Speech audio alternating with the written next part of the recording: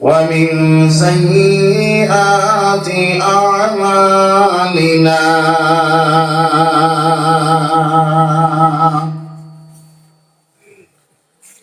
ونعوذ بالله من شرور أنفسنا ومن سيئات أعمالنا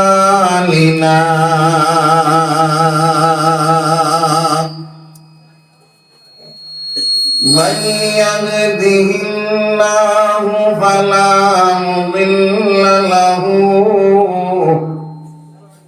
ومن يضلله فلا هادي له ونشهد أن لا إله إلا الله وأشهد أن سيدنا ونبينا وحبيبنا ومولانا محمدا عبده ورسوله الذي أرسله بالحق بشيرا ونذيرا وداعيا إلى الله بإذنه وسراجا وقمرا منيرا أما بعد فقد قال الله تبارك وتعالى جل جلاله وعم نواله في كلامه المجيد والفرقان الحميد أعوذ بالله من الشيطان الرجيم بسم الله الرحمن الرحيم والعصر إن الإنسان لفي خسر إلا الذين آمنوا وعملوا الصالحات وتواصوا بالحق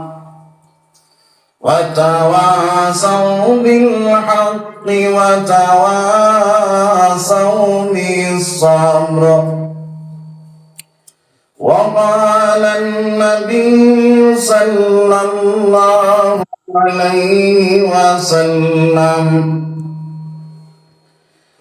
كل أمتي يدخلون الجنة إلا من أبى قيل من أبى يا رسول الله قال من أطاعني فدخل الجنة ومن عصاني فقد أبى أو كما قال رسول الله صلى الله عليه وسلم وقال تعالى في شان حبيبه ومعشوقه إن الله وملائكته يصلون على النبي يا أيها الذين آمنوا صلوا عليه وسلموا تسليما اللهم صل على مولانا محمد وعلى آل سيدنا جلس आवाज दिमाग اللهم صل على سيدنا وعلى آل سيدنا جنتيا صحابيا ركض بشاي جميلة أحمد نبيل دنب شهيد جنگ أحد ميدان اللهم صل على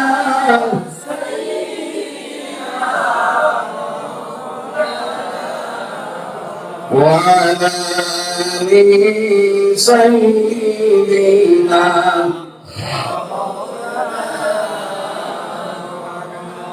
قل يا دور رترها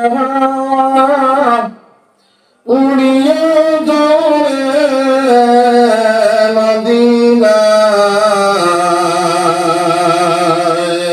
আমরা সবার দরুদ শরীফ পৌঁছাই দেওনি পাক রওজায় আল্লাহুম্মা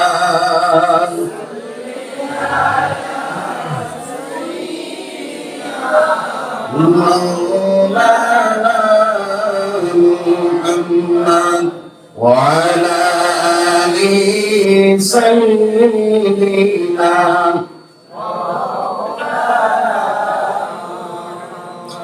কারা সাগর রহমান কারো বাবনা বিফলের গান্ধারী নবী শুইয়া রইছেন মদিনায় আল্লাহুম্মা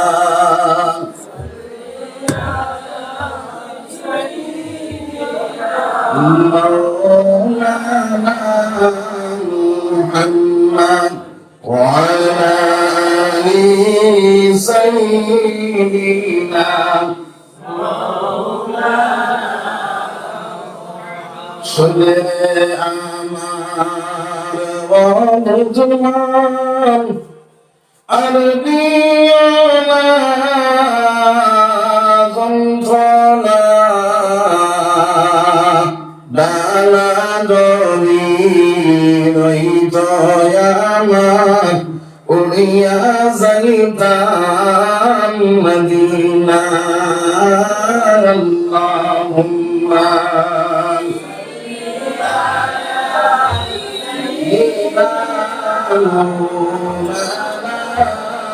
মুহাম্মদ وعلى آل سيدنا مولانا محمد সম্মানিত সদর সাহাব এবং উলামায়ে কেরাম মুরব্বিয়ানে আযম আমার নওজওয়ান ভাই হল বাড়িন্তর ফরদার আড়ালের মা বইন হল আল্লাহ পাক পরওয়ারদিগার আলমের লাখ শুকরিয়া যে আল্লাহ পাক পরওয়ারদিগার আলমে আপনার এক মসজিদের কেন্দ্র করিয়া দিনের মাহফিল তৈয়ার করছই আর এই মাহফিলের মধ্যে আল্লাহ রাব্বুল আলামিন আমরা ইহসান করছেন মায়া করছেন দয়া করছেন দিনের মাহফিল হওয়ার তৌফিক রাব্বুল আলামিন দিছেন যার কারণে আল্লাহ শুকরিয়া আদায় করে বলবো আলহামদুলিল্লাহ। আর তোরা জুড়ে বলবো আলহামদুলিল্লাহ। আল্লাহ বিদ্রা না ইন শাকারাতুম লা আযীদান্নাকুম, যে মানুষের নিয়ামত পাইব, নিয়ামত পাওয়ার পরে নিয়ামতের শুকরিয়া আদায় করব, আল্লাহ রাব্বুল আলামিনের বিদ্রা আমি আমার বান্দারে আর নিয়ামত বাড়াইয়া দেই। সুবহানাল্লাহ। ওয়া লা ইন কাফারাতুম ইন্না আযাবি লাশাদীদ, আর বান্দায় যখন নিয়ামত পাইব, নিয়ামত পাওয়ার পরে নিয়ামতের শুকরিয়া আদায় করতে হয়, আল্লাহ রাব্বুল আলামিন ফরমায় আমি আমার বান্দারে নিয়ামত থেকে বঞ্চিত করি আর কঠোর আযাবের মধ্যে লিপ্ত করে দেই। যার কারণে আল্লাহ রাব্বুল আলামিনের বেশি বেশি নিয়ামত ও নিয়াম পাওয়ার পরে নিয়ামতের শুকরিয়া আদায় করব সবাই ইনশাআল্লাহ। ইনশাআল্লাহ। কারণ হলো একদিন হযরত মুসা আলাইহিস সালাতু ওয়াস সালাম আল্লাহর দরবারে যাইতা। মুসা আল্লাহর লগে মাথা কথা করতে না, আমার মাত বুঝা যাচ্ছে। আমি দো পার্টি মিলাইয়া আওয়াজ করি, আপনারা তো জানেন আমি এক পার্টি না, আমি খালি করতাম আর আপনারা শুনতে, এখানে আমার আদত নাই। আমি ওয়াজ করবো, আপনারা শুনবো, আপনারা ওয়াজ করবো, আমি শুনবো, দো পার্টি মিলিয়ে আওয়াজ ওই বলতে ইনশাআল্লাহ। তো ভাই হল বুজুর্গ হল হযরত মুসা আলাইহিস সালাতু ওয়াস সালাম যখন আল্লাহর দরবারে যাইতা, যাইতে সময় এক বনি এক পেটায় পাইল। ভাইয়া বলল মুসা তুমি কেন যাইতা? বলে যাইতাম তো আল্লাহর দরবারে, একটা কাজ করিও, আমার আল্লাহরে গিয়া কইও আমার তো ধন সম্পত্তি বেশ হওয়ার কারণে আল্লাহর ইবাদত বন্দী করতে বড় জবর, যার কারণে আমার আল্লাহরে কইও কোন জিনিসটা করলে আমার ধনটা কমে দিব। তাই বলে আচ্ছা ঠিক আছে। ও আরো কতবার গেছে, যাওয়ার বাদে এক টুকরা মাংসের টুকরা গান দিয়া কইলেন মুসা তুমি খানো যাইতা? বলে যাইতাম তো আল্লাহর দরবারে। বলে আমার আল্লাহরে গিয়া কইও আমার তো আঁচও নাই, পাও নাই, কুন্তা নাই, এবং আমার তো আর কোনো কাম নাই, আমারে দিয়া আমার আল্লাহর কোনো কাম আছে? আমারে দিয়া আমার আল্লাহর কোনো কাম আছে? ও ভাই আচ্ছা ঠিক আছে, তোমারও আরো আমি লইয়া গেলাইয়া। আরো কতক্ষণ যাওয়ার পরে কয়েকটা আসরে জমাই পাইলা। ইতায় কইলা মুসা হানো যাইতায়? বলে যাইতাম তো আল্লাহর দরবারে।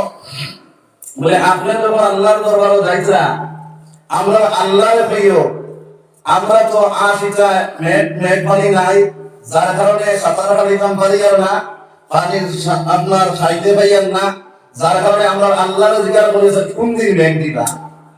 হযরত মুসা আলাইহিস সালাতু ওয়াস সালাম আল্লাহর দরবারে যখন গেলা, যাওয়ার পরে প্রথমে জিজ্ঞাসা করলা ও আল্লাহ তোমার এক বান্দায় আমার কাছে কইছই তার বড় ধন সম্পত্তি আপনি দিছই, যার কারণে তাই তোমার ইবাদত করতে সময় বড় আপত্তির মধ্যে কোনো সময় পড়ে যায়, তাই আদায় করতে পারেন না। এখন কোন রাস্তায় গেলে তার ধনটা কমে দিই?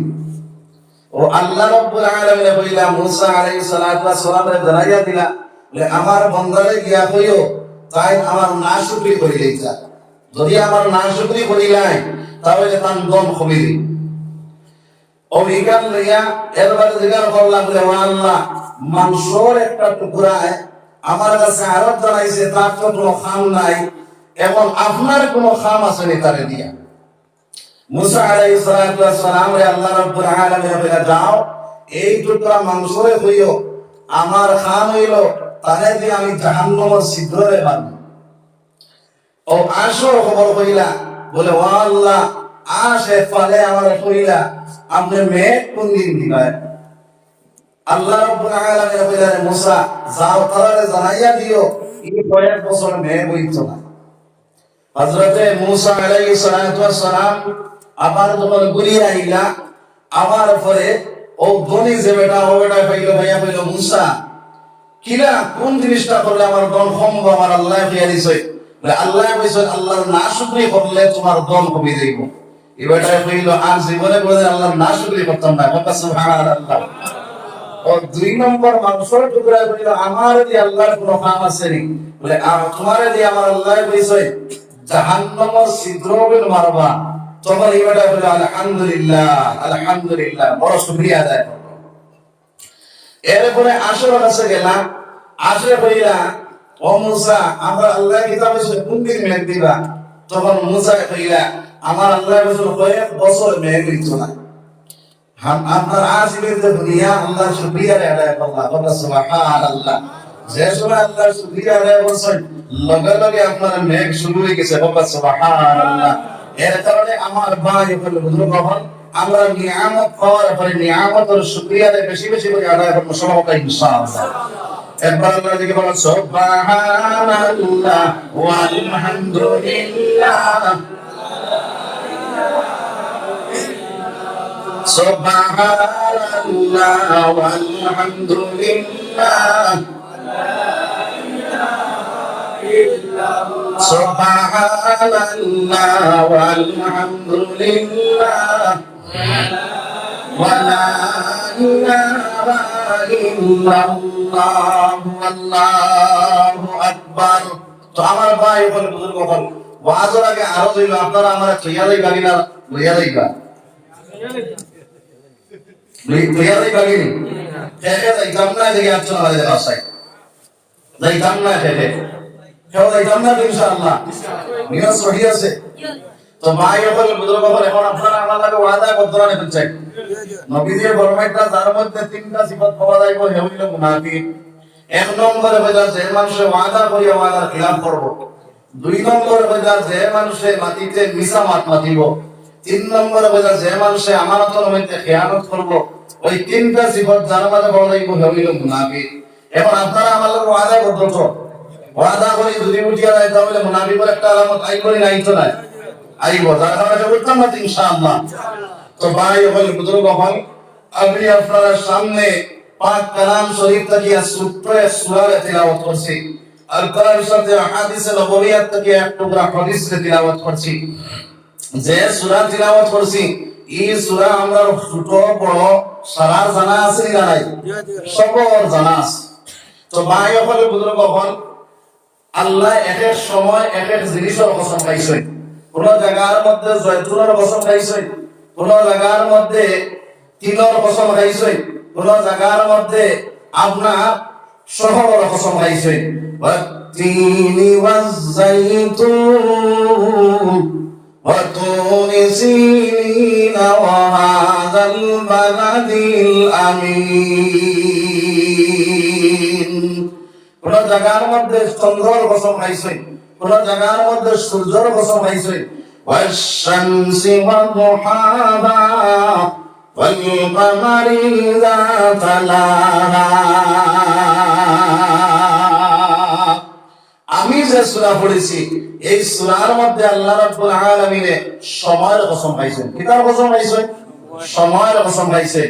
সময়ের কসম খাই আল্লাহ কইতা ওয়াল আসরি ইন্নাল ইনসানা লাফি খুসর। আল্লাহ রাব্বুল আলামিনের সময়ের কসম খাইয়া কইতা সারা মানুষ খাসারার মধ্যে, সারা মানুষ জাহান্নামের রাস্তার মধ্যে। আর আমার নবীকে ফরমায় কুল্লু উম্মতি ইয়াদখুলুনাল জান্নাহ, আমার সারা উম্মত জান্নাতি হবে। সুবহানাল্লাহ। ওয়াজ শেষ জি আল্লাহ ইল্লা আনছয়, নবীও ইল্লা আনছয়। আল্লাহ ইল্লা নেবরা ইল্লাল্লাযীনা আমানু, যারা আল্লাহর উপরে ঈমান আনলো, ওয়া আমিলুস সালিহাত, আর যারা আমলে সালেহ করিলাম, ওয়া তাওয়াসাউ বিল হক, আর যারা ভালো কামের আদেশ করব, বাদ কামের নিষেধ করলে ওলা বনি যাইব, ওয়া তাওয়াসাউ বিস সাবর, আর সবর ইখতিয়ার করব। এই চারিগুলো মানুষ ব্যতীত, কয়গুলো মানুষ ব্যতীত? চারিগুলো। এক নম্বরে আল্লাহ বলতা ইল্লাল্লাযীনা আমানু, যারা আল্লাহর উপরে ঈমান আনলো। আমরা আল্লাহর উপরে ঈমান আনছি না আনছি না? জি জি আনছি। মজবুত ঈমান না কমজোর ঈমান?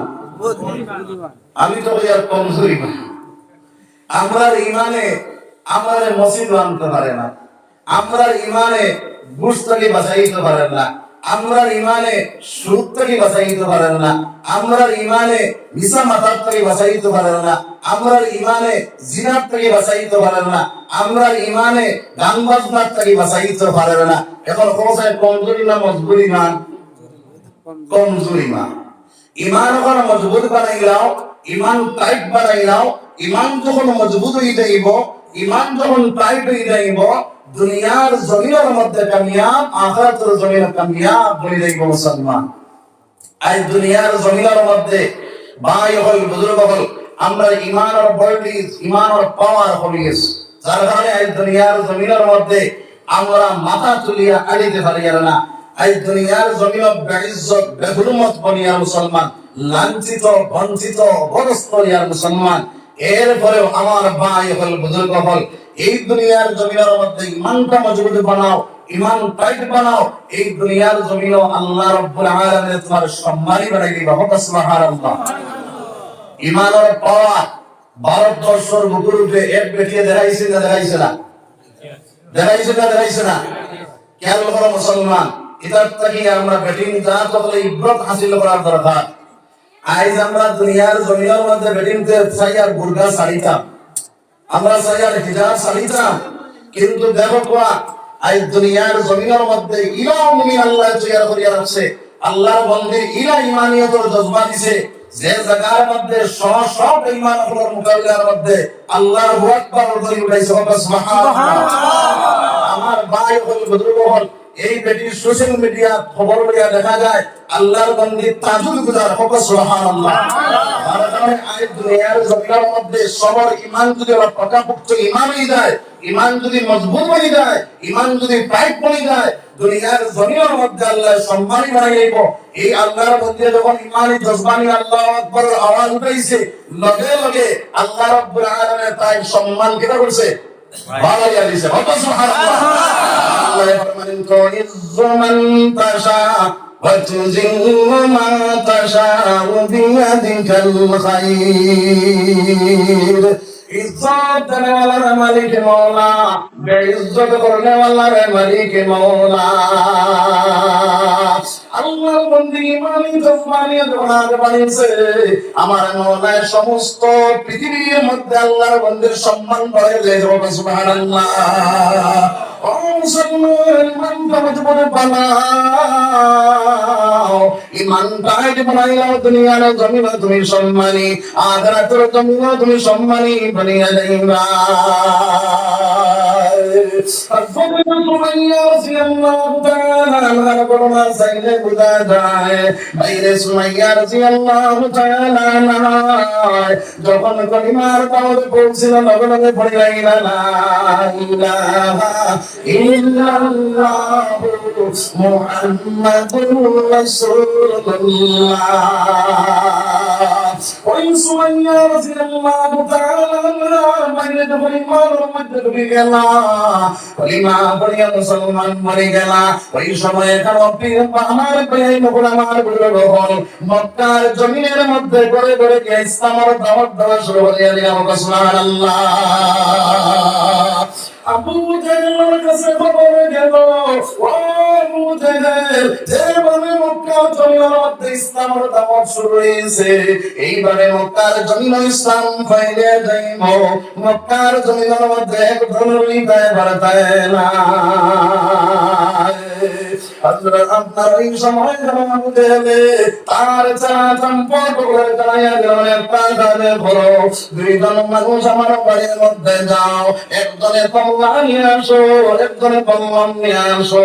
একজনে কমলা নিয়ে আইলো, বল্লম নিয়ে জুড়িয়া গেল।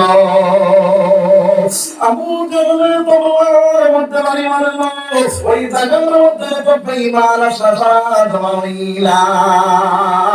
বাইরে জমা হইয়া হযরত সুমাইয়া রাদিয়াল্লাহু তাআলা আনহার বাড়ির মধ্যে যখন গেলা, দরজা লাগাইল অবস্থায় সুমাইয়া ঘরের ভিতরে আল্লাহর ধ্যানের মধ্যে বাদ। ওই সময় আবু জাহল দরজার মধ্যে টমকা বাজায়, হযরত সুমাইয়া রাদিয়াল্লাহু তাআলা আনহা দরজা খুলে বাইরে হয়ে গেলা। আবু জাহল ডাক দিয়ে বলল, সুমাইয়া, তুমি ঈমান কবুল করো।